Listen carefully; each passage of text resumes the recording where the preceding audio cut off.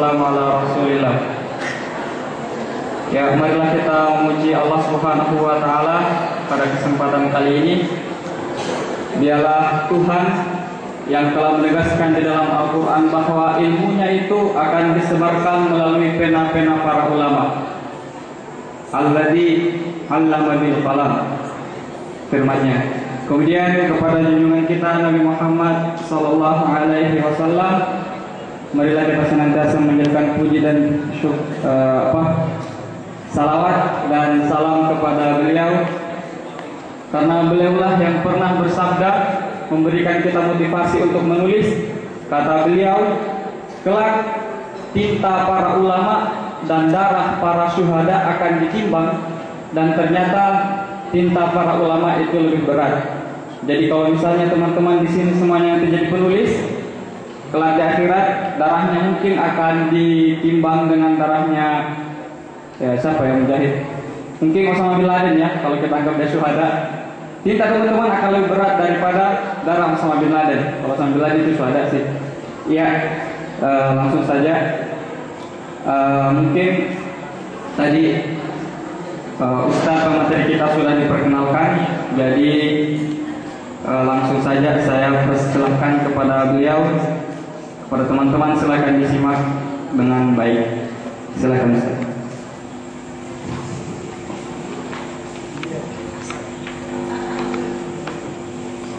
Assalamualaikum warahmatullahi wabarakatuh. Alhamdulillah.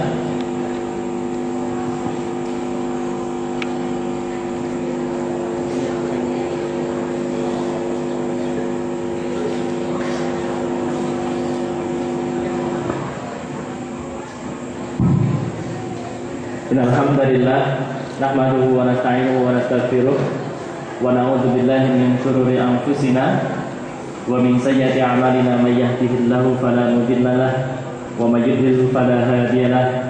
Asyhadu an la ilaha illallah wa asyhadu anna Muhammadar Rasulullah. Allahumma shalli ala Muhammad wa ala ali Muhammad. Semuanya bisa lihat tangan saya? Pertama, saya ingin cek dulu konsentrasi Anda. Ini berapa? Cek. Ini berapa? Sekali lagi, konsentrasi. Yang bersih konsentrasi. 4 dikali 5 berapa? 20 ditambah 5 berapa? 25 dikali 4 berapa? 100 dikali 20 berapa?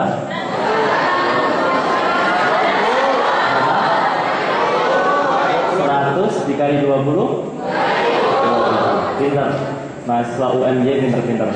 Sekali lagi konsentrasi, 2000 dibagi setengah berapa? 4.000. Betul.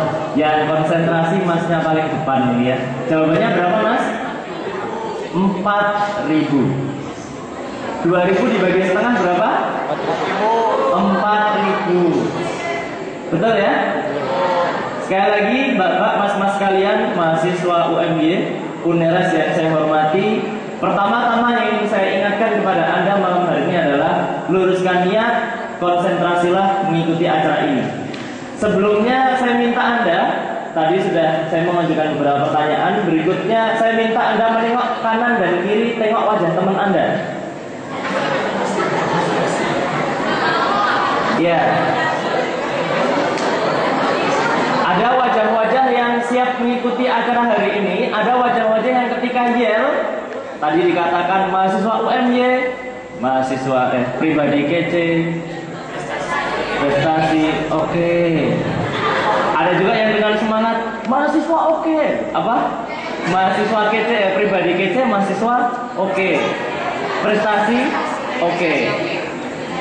Ada juga yang sedang senderan sambil menahan kantuknya. Apapun kondisi Anda malam hari ini, saya berharap yuk luruskan niat karena Allah, dan kita bersungguh-sungguh karena kita sudah ada di ruangan ini. Siap? Siap. Mbak-mbak, mas-mas yang dirahmati Allah, Sebelumnya nama saya di situ kalau tidak salah saya tadi membaca Arif Sujatmiko. Saya perlu meralat. Perkenalkan terlebih dahulu, nama saya adalah Arif Jadmiko. Biasa dipanggil Arif atau Jadmiko. Betul, saya masih muda, 17 tahun plus 8 tahun. Jadi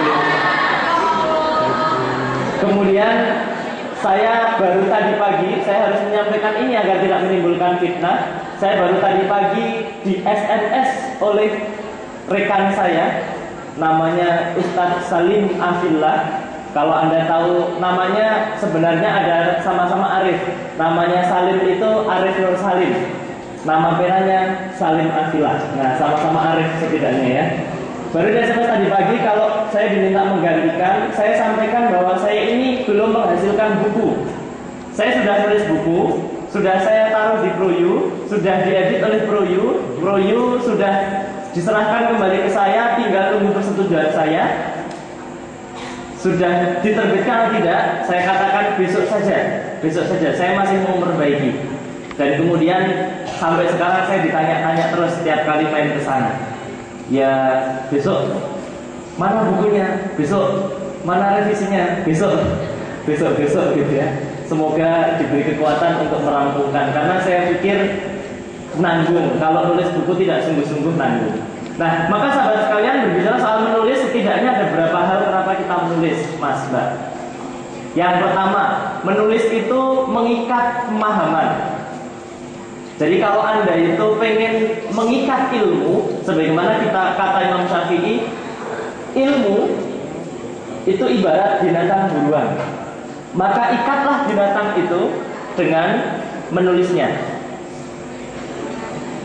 Setidaknya kita semua minimal sudah pernah menulis. Kita belajar sejak kecil sampai sekarang, kita bahkan sering sekali menulis. Bahkan tanpa melihat teksnya kita bisa menulis. Menulis apa itu? SMS. Pinter sekali Anda. Atau setidaknya Anda yang punya akun Twitter atau Facebook, Anda juga sangat pandai menulis, bahkan mendayu-dayu sendu dan membuat orang sampai tersentuh hatinya. Update statusnya bikin para wanita klepek-klepek. Yang laki-laki ganteng, gagah, perkasa, update statusnya, kenapa aku harus mengenalmu kawan?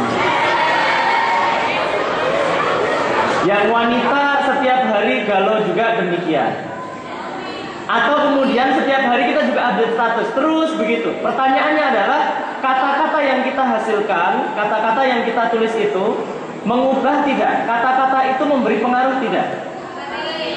Pengaruh jelek atau baik gitu ya. Nah, maka teman-teman sekalian, menulis itu mengikat pemahaman, sehingga agar kita tidak lupa, kita menulis. Kalau dulu zaman kecil itu kita diminta kalau pelajaran mencatat. Nah, itu untuk mengikat pemahaman. Mengikat pemahaman. Jadi kalau Anda itu agar tidak lupa, tulis. Jangan cuma diingat-ingat. Yang kedua, menulis. Kenapa menulis? Menulis itu merekam jejak kehidupan kita. Kenapa demikian? Contoh umpamanya, Anda menulis itu bisa kemudian nanti kalau Anda menjadi tokoh hebat, nanti menjadi biografi. Ada sebuah film yang menarik ini, gara-gara catatan kecil, diary ya, sebutannya itu, bagi Anda yang suka nulis itu, saya sarankan dimulai dari tulisan apa yang Anda sukai. Biasanya kalau perempuan nulislah dengan diary itu, buku harian. Ini ada seorang laki-laki, dia orang kaya, pinter, cerdas, lulusan SMA, kisah nyata ini. Dia kemudian mengalami kehampaan jiwanya. Kemudian dia melarikan diri dari rumah, ID card-nya dihanguskan, uangnya disobek-sobek, dia pergi hanya menggunakan ransel, pakaian seadanya, dia pergi. Orang ini tinggal di Amerika, pergi ke suatu daerah, seingat saya ke Alaska. Dia backpacker. Tetapi yang menarik adalah si anak ini senantiasa menulis kejadian-kejadian penting selama perjalanan. Sampai akhirnya anak ini sampailah di Alaska dan dia menemukan jati diri hidupnya dan dia pengen kembali kepada keluarganya, tetapi saat itu dia tidak bisa pulang karena banjir besar sungainya sehingga tidak bisa lewat. Dia salah makan tumbuhan, dan akhirnya dia keracunan dan meninggal. Orang-orang menemukan catatan hariannya itu dan kemudian mendokumentasikan, memfilmkan cerita itu sehingga menjadi sebuah film. Kalau Anda suka film, menjadi sebuah film, judulnya adalah Into the Wild. Into the Wild. Ini kisah nyata. Yang jadi itu siapa ya bintangnya? Saya lupa. Nah, jadi merekam. Jadi kalau Anda hari ini mahasiswa, teman-teman sekalian tulis saja. Tulis saja kisah Anda selama mahasiswa. Bahwa menjadi mahasiswa yang baik itu bagaimana. Tapi jangan menjadi mahasiswa penyontek gitu ya. Atau menjadi mahasiswa abadi gitu, jangan. Tapi bagaimana menjadi mahasiswa di UNIS gitu. Belum ada kan tulisan seperti itu? Menjadi mahasiswa nanti minimal diterbitkan untuk siapa? Untuk adik-adik sendiri, untuk lingkungan kampus sendiri. Jangan mikir muluk-muluk dulu, wah saya harus tulis buku. Jangan, tulislah hal yang kecil. Buat tulisan 1 lembar 2 lembar, Anda edit sendiri, Anda layout sendiri, Anda fotokopi perbanyak sendiri, Anda bagikan ke teman-teman. Maka yang ketiga, menulis itu menguji pemahaman. Jadi yang pertama, menulis mengikat pemahaman, mengikat makna. Yang kedua, menulis merekam jejak kehidupan kita. Yang ketiga, menulis itu menguji pemahaman. Bagaimana bisa begitu, Mbak Mas? Penulis itu belum tentu benar. Di luar sana ada ribuan buku yang salah. Ada banyak sekali. Maka menulis itu kita harus memahami bahwa kita ini tidak punya apa-apa. Maka kita menulis, dan kemudian nanti ketika ada orang yang memberikan kritikan kepada kita, kita harus menerima dengan jernih. Maka menulis itu menguji pemahaman kita. Pemahaman kita itu sudah betul atau belum. Kalau belum, pastilah orang-orang itu akan protes kepada kita dan kemudian memberikan masukan yang positif kepada kita. Yang keempat, sahabat sekalian, kenapa kita menulis? Menulis itu karena bagian dari iman. Bagian dari iman. Contoh, kenapa kemudian para ulama itu menulis? Anda tahu kitabnya Sahih Bukhari. Sahih Bukhari itu syarahnya yang disyarahkan oleh Syekh Ibnu Hajar Al-Asqalani, tebalnya setebal spring bed kita. Zaman dulu belum ada laptop, belum ada LCD, belum ada smartphone, belum ada PDA, belum ada tablet, belum ada pulpen. Mereka menulis menggunakan tinta. Kitabnya Imam At-Tabrani itu 30 jilid. Berapa halaman? Ribuan halaman. Menulis begitu. Maka menulis bagian dari iman. Mereka memahami bahwa menulis itu bagian dari iman. Ini perintah iman. Allah menciptakan makhluk pertama bernama pena. Dan kemudian Allah memerintahkan kepada pena, tulislah. Tulislah. Pena mengatakan, apa yang harus aku tulis ya Allah? Kata Allah, tulislah takdir manusia dari awal sampai nanti akhir alam semesta. Kemudian perintah pertama yang diturunkan kepada Rasulullah adalah baca.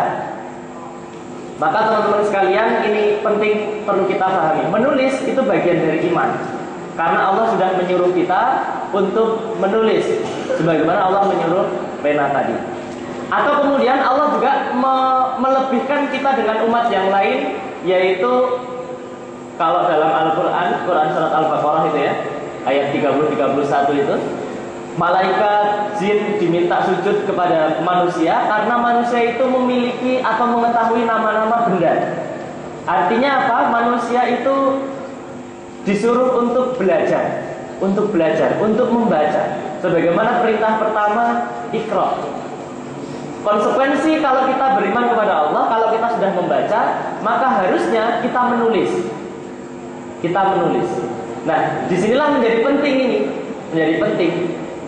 Kalau teman-teman itu gelisah, terhadap sesuatu, maka tulislah. Tulisan itu akan menjadi bermakna. Nah, baik, itulah kenapa alasan menulis. Sekarang nyambung tulisan sebagai media dakwah, menulis sebagai media dakwah. Begini teman-teman sekalian, bagaimana sih menulis? Gampang. Sebagaimana kata Pak Gofar tadi, gampang. Kata teman saya, tulis, tulis, tulis, tulis, tulis, tulis. Kalau nggak percaya Anda nanti sampai rumah, sekarang ada beberapa yang bawa itu alat tulis. Anda nulis saja selama 7 menit, jangan berhenti. Kalau Anda berhenti, Anda tulis, aku bingung mau nulis apa. Kemudian temanku tiba-tiba menghampiriku, Anda tulis terus. Anda tulis, nanti setelah selesai 7 menit, Anda baca. Anda akan kagum dan tertawa sendiri. Ternyata aku bisa menulis. Yang kedua, ternyata karyaku unik juga. Yang ketiga, kok jelek ya. Tetapi setidaknya kita bisa menulis ya. Itu langkah pertama. Maka teman-teman sekalian yang dirahmati Allah, bagaimana kemudian menulis ini bisa menjadi media dakwah? Yang harus kita pahami begini. Menulis itu yang pertama yang harus kita pahami, yang terpenting adalah pertanyaan besar. Ini pertanyaan besar. Yang pertama, pertanyaan pertama, kenapa aku harus menulis? Kenapa aku harus menulis?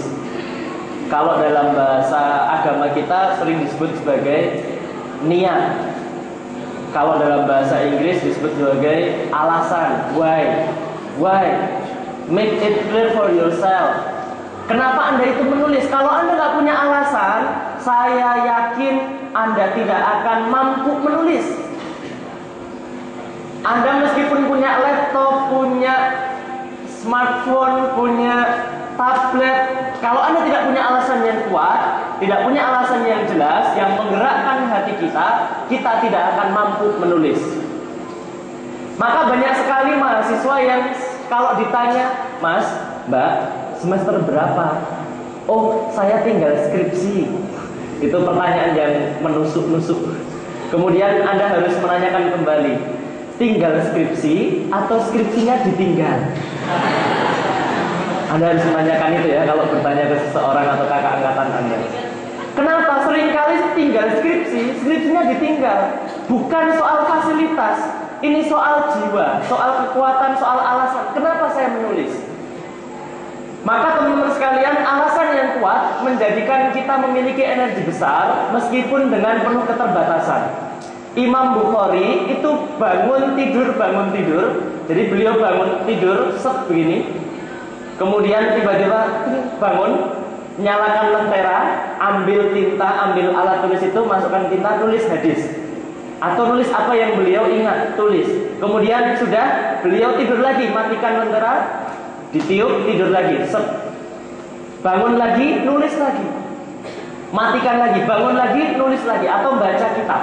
Sampai kurang lebih, kata beliau, seperti itu kurang lebih semalam kurang lebih 20-an kali. Bangun, tidur, bangun, tidur. Kalau kita tidak, kita bangun, tidur lagi. Bangun, mematikan alarm, tidur lagi. Bangun, lihat jam, tidur lagi. Nah, maka teman-teman sekalian, pertanyaan pertama ini penting. Kenapa kita menulis? Coba, saya ingin mencontohkan nih beberapa karya yang sangat berpengaruh di Indonesia ini. Anda pasti kenal namanya Laskar Pelangi, betul ya? Laskar Pelangi itu, Mbak Mas sekalian, itu ditulis bukan karena ingin menerbitkan buku, bukan. Laskar Pelangi ditulis karena cintanya Andrea Hirata terhadap gurunya yang bernama Bu Muslimah, sehingga beliau menuliskan sebuah kisah, ingin dihadiahkan kisah itu kepada ibu guru. Saking tulusnya, saking cintanya, saking ikhlasnya, buku itu kemudian kita baca meskipun bahasanya biasa, kita baca begitu berpengaruh, begitu mengudek-udek perasaan kita. Betul ya? Sebagaimana ayat-ayat cinta itu bahasanya jauh kalah dibandingkan novel berikutnya kan Abid. Novel berikutnya itu kan ada Ketika Cinta Bertasbih, Buku Cinta, itu jauh lebih bahasanya lebih tertata, lebih bagus alurnya. Ayat-ayat cinta tidak begitu, ceritanya klise sekali. Ceritanya biasa sekali. Coba, ada cowok agak ganteng, gagah sedikit, disukai 3 cewek gitu ya. Itu kan biasa banget tuh. Kayak Mas MC moderator ini di belakang banyak yang ngefans gitu ya. Terus nanti kemudian berkirim SMS, itu hal yang biasa. Sekali lagi itu hal yang biasa. Tetapi yang menarik adalah Kang Abik ini tulus ikhlas. Itu ditulis, konon katanya Kang Abik ini ketika sakit terbaring di rumah sakit, itu menuliskan kisah ini dan ikhlas. Tidak berpikir bahwa saya itu akan mendapatkan royalti sekian-sekian, tidak. Alasannya itu kuat. Sebagaimana Mas Salim itu menulis buku Nikmatnya Pacaran Setelah Pernikahan, itu karena kegelisahan beliau sama Mas Fani, pemilik Proyo itu. Kegelisahan beliau karena hari ini orang berbicara cinta, yang dikedepankan adalah hawa nafsu. Hei cewek, aku mencintaimu, maukah engkau pacaran denganku? Atau kemudian, hei cewek, engkau terlihat cantik, maukah engkau tidur denganku malam ini? Yang dikedepankan hawa nafsu. Atau ketika banyak terjadi kasus pacaran, penelitian di mana-mana, maka kemudian Salim itu gelisah. Dan kemudian Salim ketemu dengan Mas Fani. Anda tahu Mas Salim itu kemudian belum pernah sekalipun tulisannya dimuat atau menang dalam sebuah lomba. Meskipun sudah puluhan kali mengirimkan ke lomba-lomba itu, belum ada yang dimuat. Kisahnya ketika SMA beliau menulis buletin, beliau edit sendiri, layout sendiri, kemudian beliau perbanyak, beliau bagikan kepada teman-temannya. Sudah begitu, sudah. Nah, maka teman-teman sekalian, alasan ini penting. Kenapa kita menulis? Pertanyaan kedua yang tidak kalah penting adalah, pertanyaan pertama, kenapa kita menulis? Pertanyaan kedua, kenapa tema ini kita tulis? Kenapa tema ini kita tulis? Contoh, Anda pengen menulis mas-mas, mbak-mbak, misalnya mas-mas ingin menulis tentang apa mas? Tentang cinta gitu ya, tentang cinta. Mbak-mbak pengen menulis tentang cinta juga. Mas-mas melihat sudut pandang cinta dari segi laki-laki. Mbak-mbak melihat sudut pandang cinta dari segi perempuan. Kenapa Anda itu memilih tema cinta misalnya? Mbak-mbak juga sama, kenapa memilih tema cinta? Gimana? Lagi jatuh cinta katanya. Maka milikilah alasan yang kuat kenapa tema ini saya pilih. Coba kemudian Muhammad Fauzil Adzim, Ustadz Muhammad Fauzil Adzim itu menulis buku Kupinang Engkau Dengan Hamdalah karena beliau gelisah. Atau kemudian menulis tentang mengenalkan membuat anak gila membaca, itu ketika beliau belum menikah dan belum punya anak. Itu karena beliau gelisah, banyak mahasiswa yang tidak suka membaca. Tapi kita mengetahui bahwa buku itu menjadi laris manis. Dan konon katanya sebentar lagi akan dicetak ulang dan ada direvisi, akan diterbitkan oleh penerbit yang lain. Buku itu menjadi laris manis. Kenapa gelisah? Kenapa tema ini saya tulis? Karena ada kegelisahan, ada ketidakidealan kondisi. Waktu itu teman-teman sekalian, Theodore Herz menulis sebuah buku kecil yang itu menginspirasi orang-orang Yahudi mendirikan negara Israel. Satu di antara kalimatnya yang sangat penting dan kemudian diabadikan sampai sekarang itu adalah beliau menuliskan, hari ini aku akan mendirikan negara Israel Raya. Kalau hari ini aku mengumumkan, pastilah orang akan mentertawakan.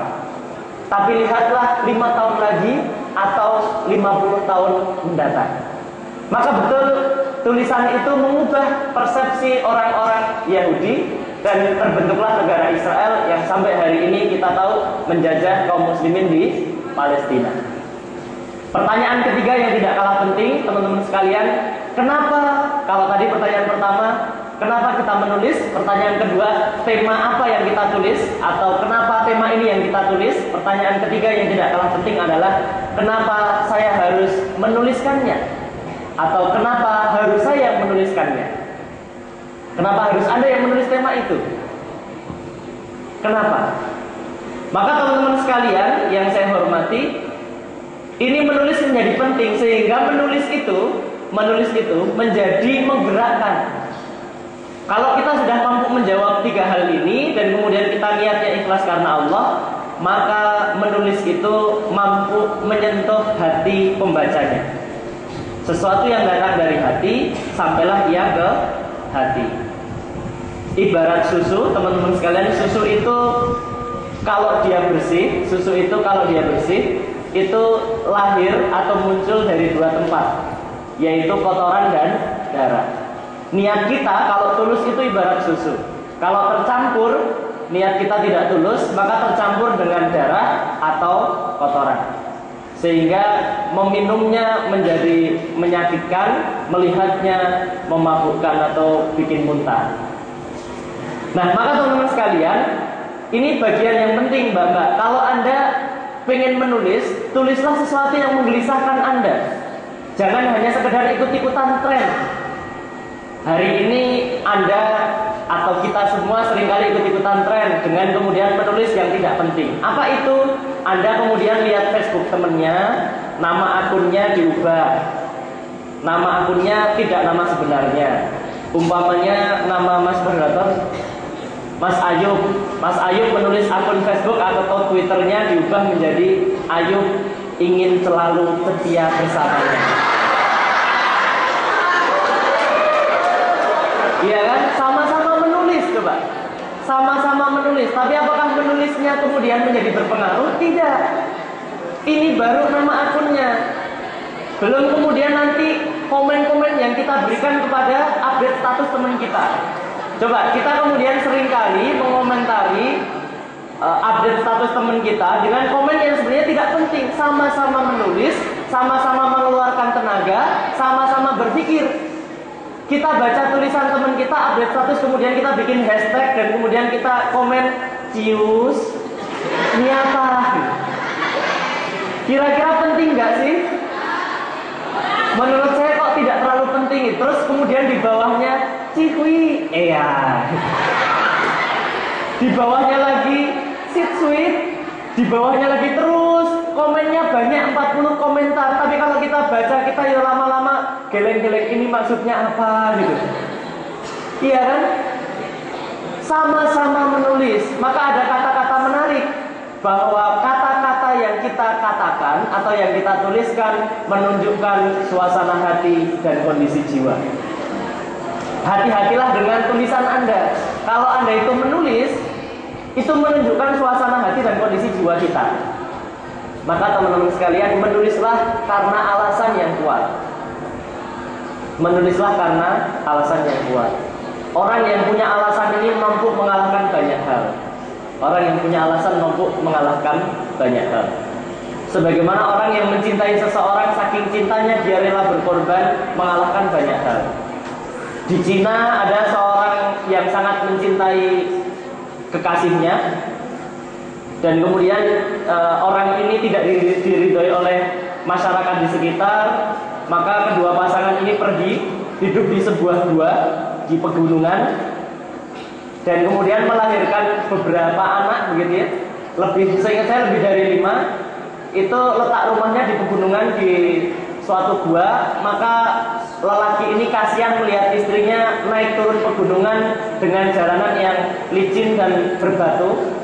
Maka pemuda ini memahat batu-batu gunung itu pahatan demi pahatan sampai kemudian terbentuklah tangga sampai jumlahnya ribuan.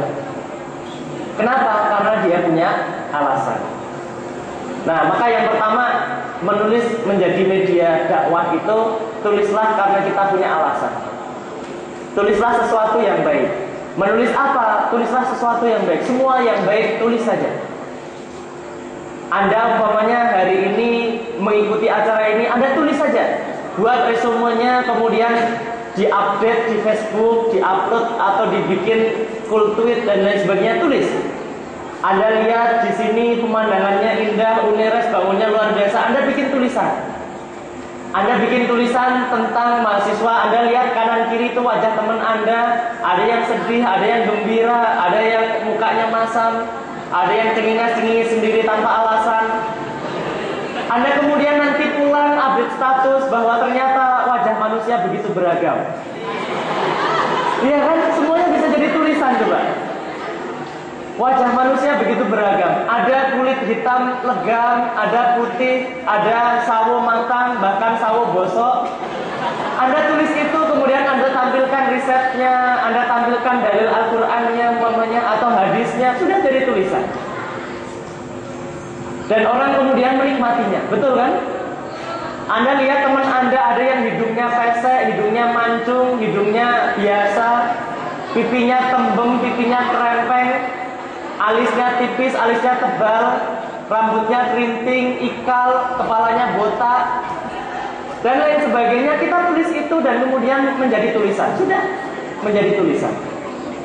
Maka teman-teman sekalian, menulis bukan perkara yang sulit.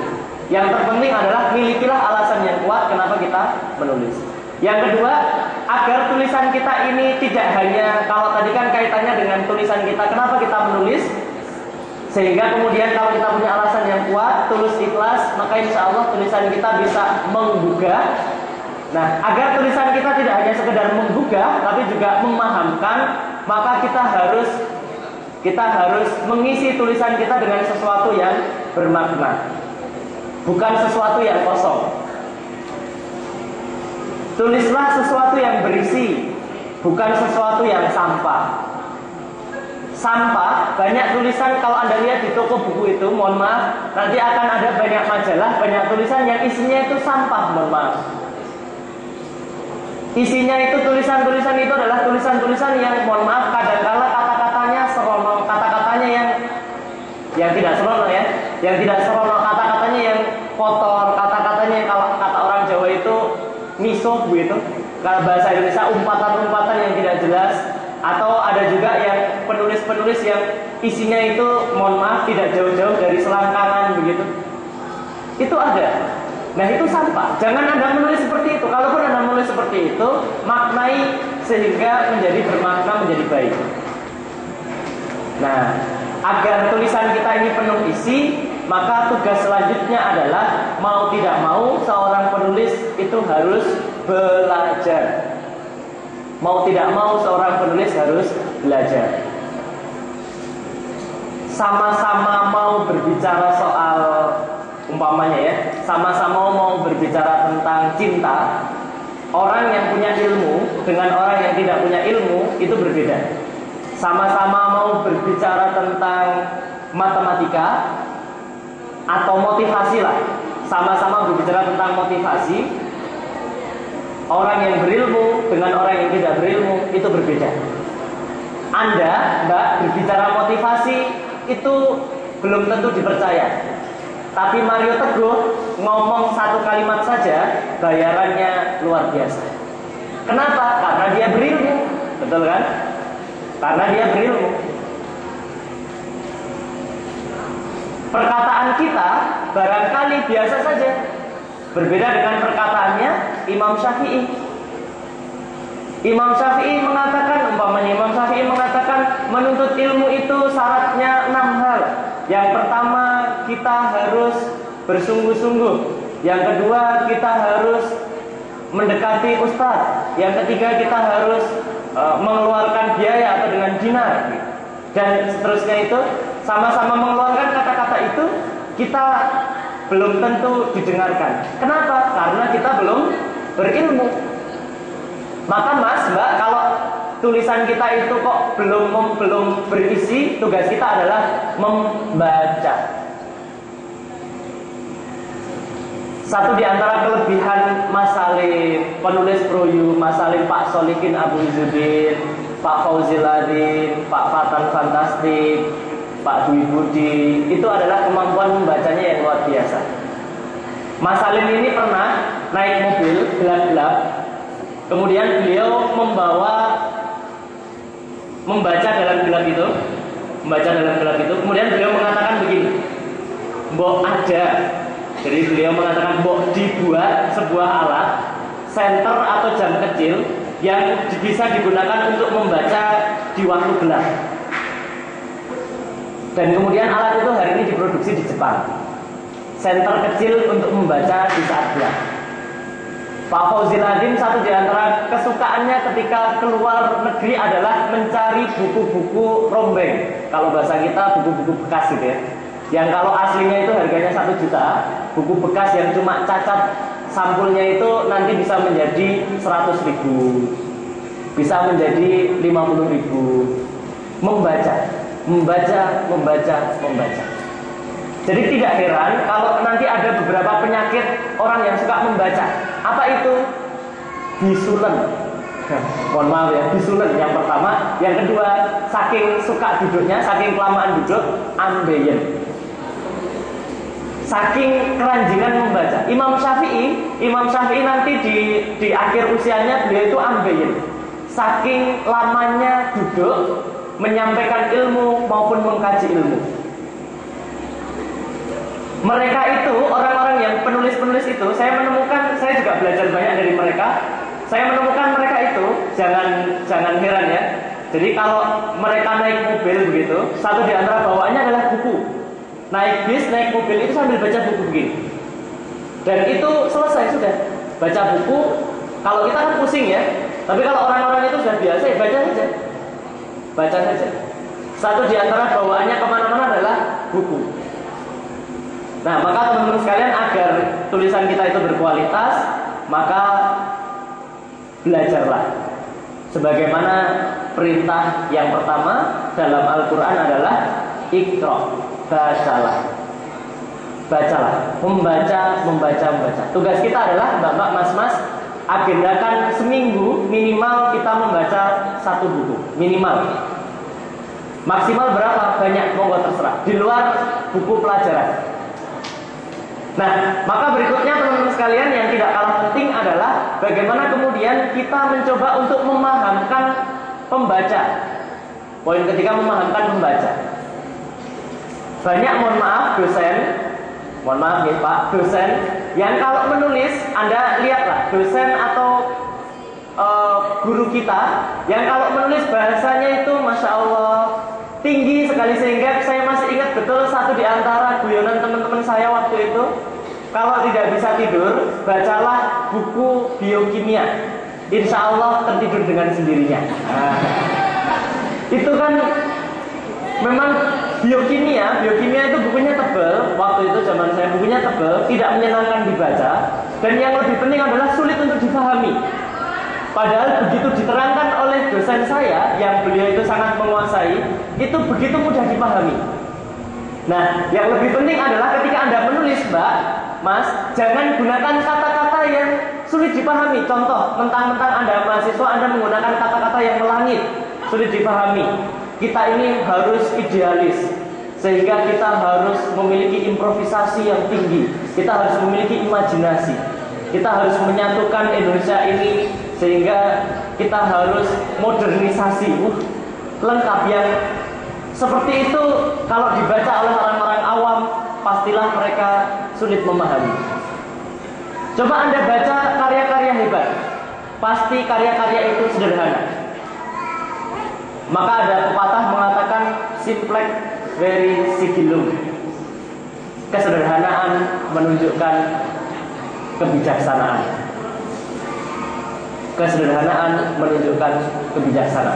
Satu di antara yang menerapkan ini adalah Apple. Mohon maaf, Anda tahu Apple? Apple, tahu ya Apple ya? Bukan Apple, itu loh, miliknya mendiang Steve Jobs. Tahu ya? Dulu ketika Steve Jobs itu dikeluarkan dari Apple dan kemudian Apple itu hampir bangkrut, Steve Jobs kembali lagi ke Apple. Dari ratusan produk yang dikeluarkan Apple, Steve Jobs menghapuskannya, sehingga tinggal 10 produk Apple ketika Steve Jobs kembali. Steve Jobs memiliki visi, Apple memiliki visi sangat sederhana. Kami ingin semua orang bisa menggunakan komputer. Maka Anda lihat, hari ini komputernya Apple itu sangat sederhana. Tabletnya Apple namanya apa? iPod touchscreen itu hari ini teknologi itu digunakan oleh banyak sekali smartphone yang lain. Orang bisa, anak kecil 3 tahun saja bisa menggunakan iPod, betul ya? Cuma tinggal pencet, geser, sangat sederhana. Desainnya sederhana, tipis, ringan, tapi elegan. Dan yang penting mahal harganya. Iya kan? Jelas, ini paling utama ini kalau bagi orang Indonesia. Tetapi menarik, hari ini Apple itu mendunia. Sama juga ketika muncul dulu mesin untuk mendengarkan musik namanya iPod. iPod itu dulu mengalahkan MP3, MP4 dan lain sebagainya. Anda tahu iPod itu cuma kecil segini, masuk dalam saku, tapi dalam saku Anda tersimpan 1000 musik. Dan kemudian terobosan yang sangat revolusioner adalah ketika Apple mengeluarkan iTunes. Beli itu di App Store itu beli, bayar iya, tapi kemudian kita bisa beli banyak hal. Sehingga kita bisa melalui iPod kita bisa nyetel film, video, musik, dan sejenisnya. Maka sederhana sekali. Bungkusnya bungkusnya iPhone juga sangat sederhana. Kata desainernya mengatakan, kami ingin orang bisa menggunakan iPhone tanpa membaca buku panduannya. Sehingga begitu dibuka, nanti kemudian buku panduan itu diletakkan yang tidak begitu menonjol begitu ya. Bukunya tipis, sederhana, mudah dipahami. Nah, hari ini kesederhanaan mengubah dunia. Anda tahu Einstein? Einstein juga merumuskan sesuatu yang sangat sederhana rumusnya. Sangat mudah kita hafal. Apa itu? E/mc². Tapi Anda tahu dampaknya apa? Dampaknya adalah Hiroshima, Nagasaki hancur lebur. Hanya gara-gara rumus E/mc². Karya siapa? Einstein. Tetapi yang perlu kita perhatikan adalah untuk menciptakan sesuatu yang sederhana perlu proses yang tidak gampang. Rasulullah itu sederhana, sangat sederhana. Coba Anda lihat, Rasulullah itu pernah tidur beralaskan itu pelepah kurma sehingga di sini bilur-bilur, kata orang Jawa. Umar protes. Rasulullah itu menjahit bajunya sendiri. Kemudian menjahit sendalnya sendiri. Memasak juga biasa. Itu Rasul, bayangkan. Lah kita mau masak, hari gini masak, please deh. Gitu ya.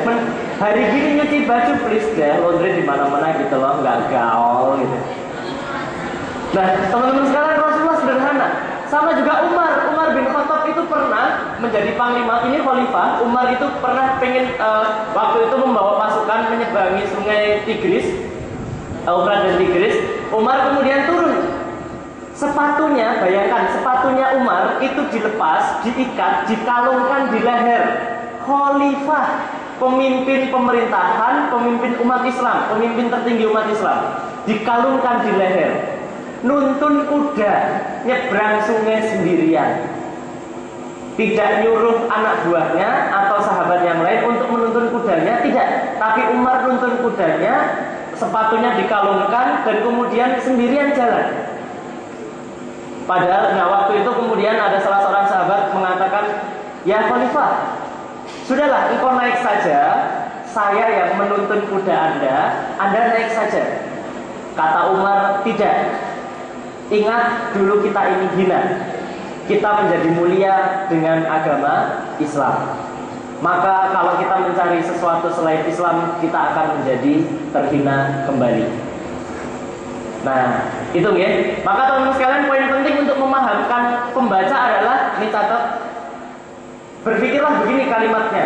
Jangan kita mengatakan saya tahu, Anda tidak tahu. Tapi katakan saya sedikit tahu dan saya ingin membagi kepada Anda, maka saya tunggu balasan dari Anda. Saya tunggu masukan dari Anda. Jadi kita menggunakan bahasa yang sederhana. Kita menggunakan bahasa yang mudah difahami. Bukan bahasa-bahasa yang melangit, bukan bahasa-bahasa yang sulit. Terakhir, sebelum nanti ada yang tanya jawab, pesan saya adalah kalau Anda mau menulis, tulis. Kalau Anda sudah di depan laptop, Anda bingung, tulis. Saya sudah di depan laptop dan saya bingung mau menulis apa. Tapi akhirnya saya menulis kalimat ini. Saya tidak tahu, tiba-tiba HP saya berdering dan lain sebagainya. Anda tulis saja. Kalau Anda tiba-tiba melihat sesuatu yang menarik, Anda tulis. Ambil buku, keluarkan, tulis. Atau menggunakan handphone Anda. Karena handphone sekarang kan sudah canggih ya. Anda keluarkan, tulis. Pelan-pelan, insya Allah lama-lama kalau Anda istiqomah, Anda memperbaiki, Anda evaluasi, insya Allah Anda akan bisa menulis 1 halaman, kemudian 2 halaman, terus sehingga menjadi sebuah buku bahkan, dan kemudian tanpa sadar buku kita bisa dibaca oleh banyak orang. Begitu teman-teman sekalian, ingat menulis itu bagian dari iman. Kata-kata akan lenyap seketika, tapi tulisan akan abadi selamanya. Itu kata-kata mutiara saja ya. Maka insya Allah tulisan itu akan dibaca oleh generasi-generasi setelah kita. Begitu, saya kembalikan ke moderator.